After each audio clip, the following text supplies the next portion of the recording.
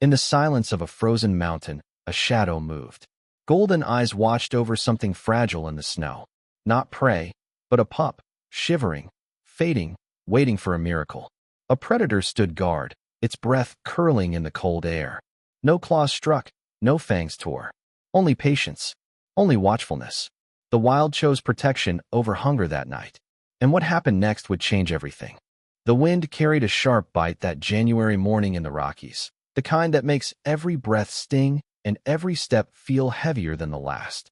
Martin Hayes, a retired forest ranger with weathered hands and boots older than most of the tourists who came through town, was walking along a snow-choked trail near the creek that curved behind his cabin.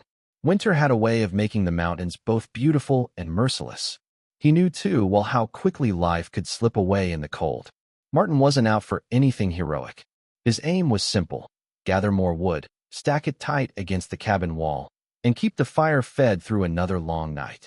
His shoulders carried the quiet weight of solitude. Since his wife had passed years earlier, the mountains were both his shelter and his reminder. Most evenings, it was only the crackle of the fire and the low song of the creek that kept him company. That morning, as he bent to gather a broken branch, something faint reached his ears, a sound so soft it might have been mistaken for the wind through the pines. But Martin's instincts, honed from decades in the wild, told him otherwise. He froze, listening harder. A whimper. Faint. Fragile. It didn't belong to the forest. Following the sound, he pushed past a thicket dusted with snow and came upon a hollow near the base of a pine. What he saw made his chest tighten. A tiny puppy, no bigger than a man's hand, lay trembling on a scrap of torn fleece, its breath shallow, eyes barely open. The little creature was losing the battle with the cold, and Martin knew minutes mattered. But before he could kneel down, another figure slipped from the trees. A bobcat. Its coat was rough from winter, its yellow eyes sharp as lightning. Martin's hand instinctively twitched toward the knife on his belt. Old habits, hard to break. Yet something in the animal's posture stopped him. The bobcat wasn't crouched to strike. It stood over the puppy, its body curved like a shield, tail low, muscles taut. Not with aggression, but with strange, deliberate care. For a moment, man and wildcat locked eyes. Martin felt a shiver crawl down his back that had nothing to do with the cold. The bobcat bent its head and nudged the puppy, a small push that stirred a faint whimper. Then, almost as if giving permission, it stepped back, gaze never leaving Martin. Martin dropped to his knees, scooping the trembling pup into his coat. The little body was icy against his chest, so fragile he feared the weight of his own hands might be too much. He pulled the coat tight around it, feeling a faint flutter of breath against his shirt. When he looked up, the bobcat was still there, watching, silent. Snowflakes clung to its whiskers, and its breath curled in the freezing air. Martin expected it to vanish back into the trees, but it didn't. Instead, it padded a few steps closer, then stopped. Close enough to show it meant no harm, far enough to keep its wild dignity intact. Martin spoke softly, though he wasn't sure why. "All right, I'll take it from here." The bobcat tilted its head, as if it understood. Then, without a sound, it turned and slipped into the trees. By morning, the little cabin smelled of pine smoke and wet wool. The puppy stirred faintly under the blanket draped across Martin's chest, its breath steadier but still fragile. Martin knew that warmth alone wasn't enough. The pup needed real care, the kind he couldn't provide with firewood and rough hands. So, at first light, he bundled the pup into an old flannel shirt, tucked close to his chest, and headed into town. The drive was slow, the mountain roads glazed with ice, but every few minutes Martin checked to make sure he still felt the faint rhythm of life against him. Each tiny breath steadied his resolve. He pulled into the gravel lot of Aspen Ridge Veterinary Clinic, a small building that wore its years honestly. Peeling paint near the eaves, a handmade wooden sign swaying in the wind. Inside, though, it was all heart. Dr. Emily Carter, a veterinarian in her 40s with kind eyes and sleeves often rolled to her elbows, took the pup into her arms without hesitation. "What happened?" she asked, already listening to the shallow chest, checking gums, warming tiny paws with her palms. "Found him in the snow," Martin said. He hesitated, then added, "Wasn't alone." Emily glanced up. "Coyotes?"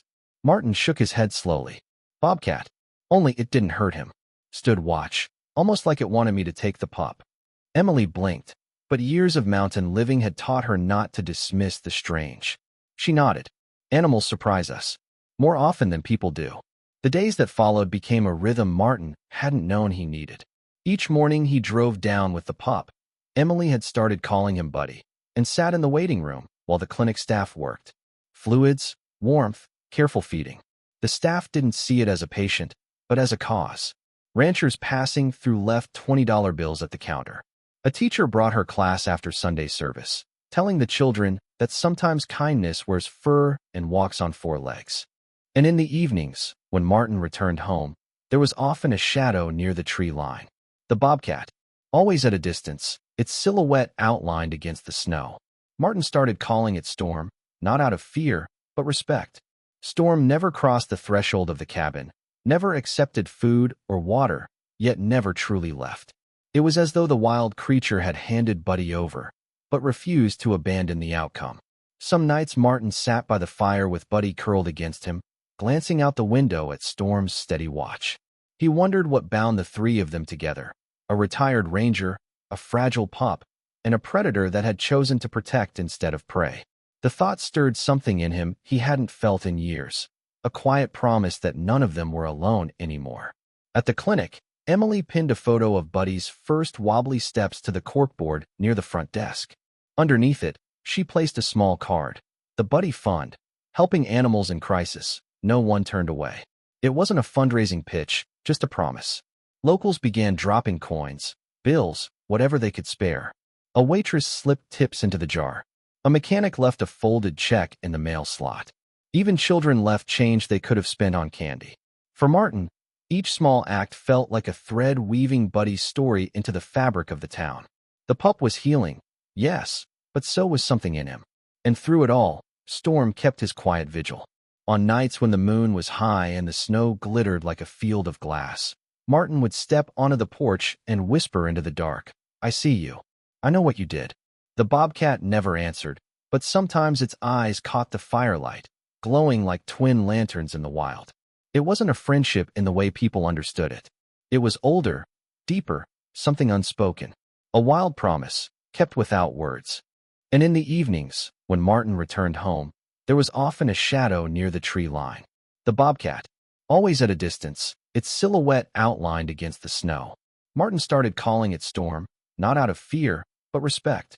Storm never crossed the threshold of the cabin, never accepted food or water, yet never truly left.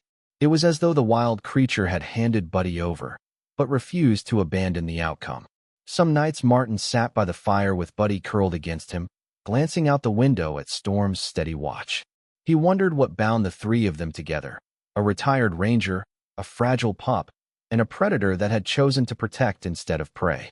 The thought stirred something in him he hadn't felt in years, a quiet promise that none of them were alone anymore. At the clinic, Emily pinned a photo of Buddy's first wobbly steps to the corkboard near the front desk. Underneath it, she placed a small card: the Buddy Fund, helping animals in crisis. No one turned away. It wasn't a fundraising pitch, just a promise. Locals began dropping coins, bills, whatever they could spare. A waitress slipped tips into the jar. A mechanic left a folded check in the mail slot. Even children left change they could have spent on candy. For Martin, each small act felt like a thread weaving Buddy's story into the fabric of the town. The pup was healing, yes, but so was something in him. And through it all, Storm kept his quiet vigil.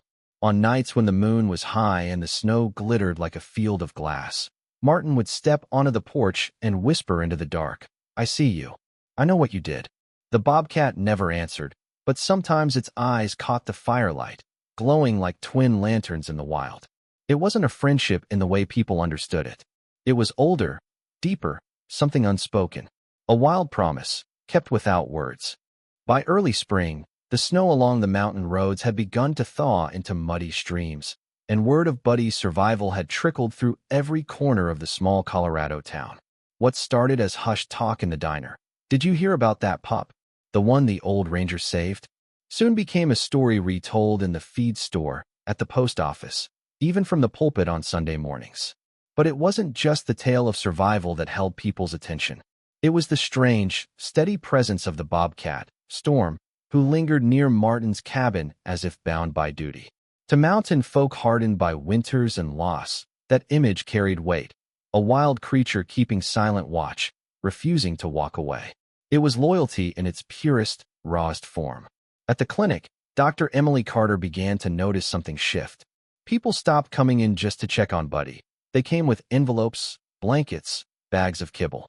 A waitress who lived on tips brought a jar filled with crumpled singles.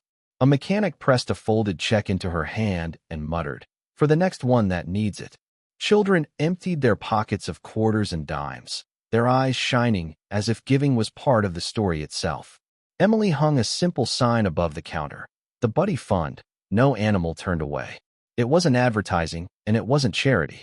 It was a quiet promise, one that matched the silent vow of a bobcat on a ridge. By the time the thaw gave way to green shoots of grass, the town decided there ought to be a gathering.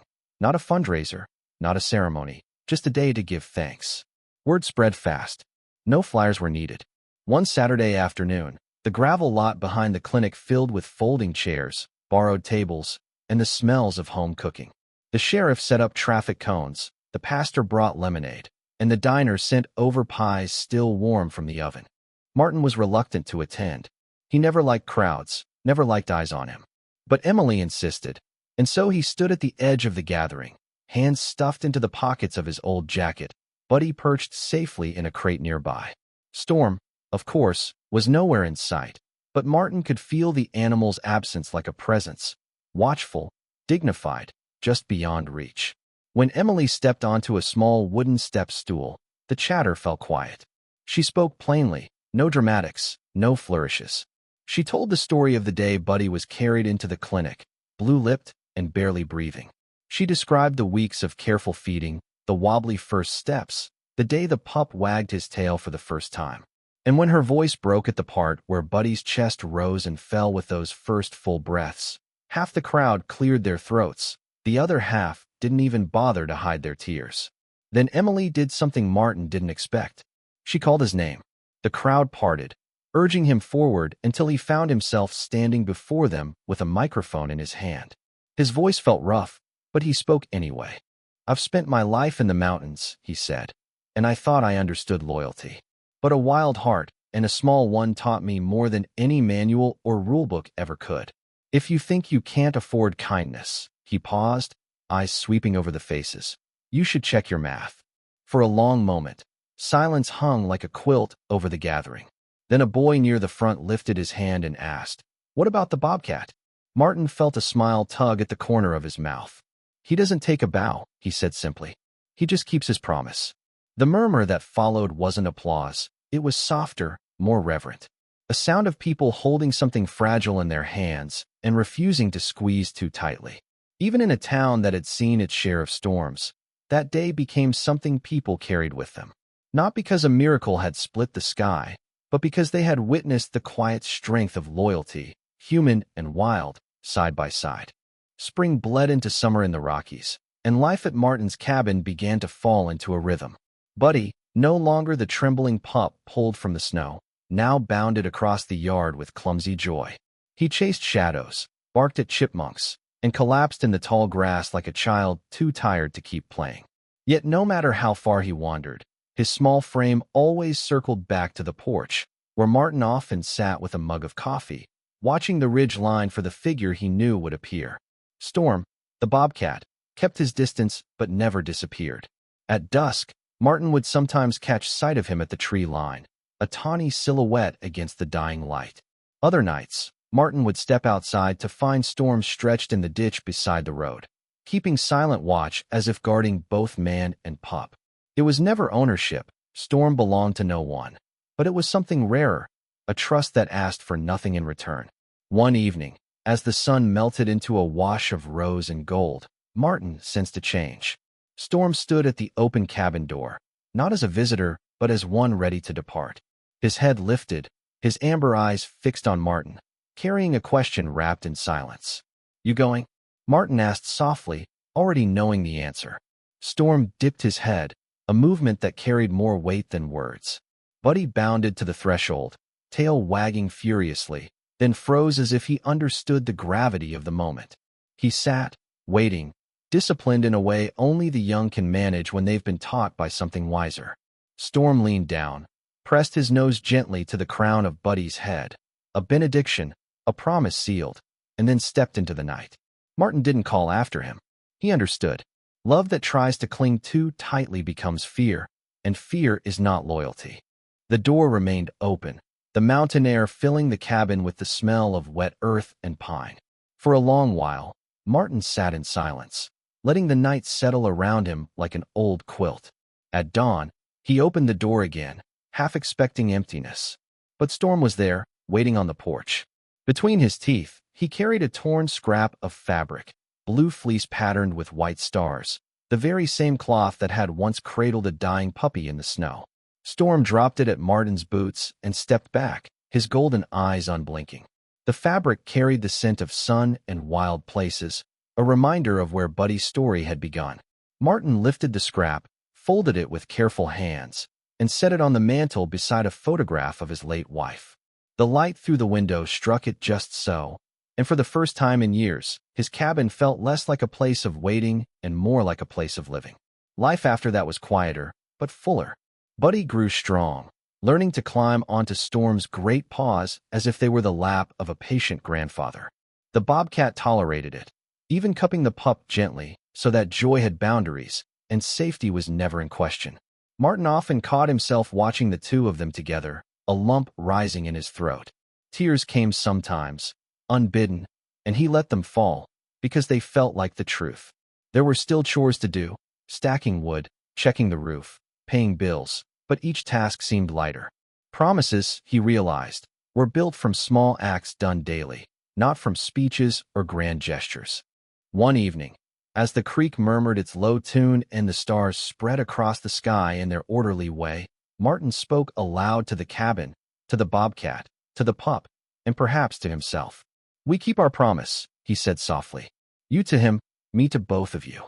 Buddy sighed with the deep contentment of the saved. Storm closed his eyes, the peace of the faithful written in his stillness. Outside, the ridge stood tall, silent, eternal, the way mountains do when people are small and stories are large. And in that cabin, where winter once threatened to take everything, 3 lives found shelter in the oldest truth there is: love does not tame the wild. It honors it, keeps watch beside it, and makes a home wide enough to hold them all.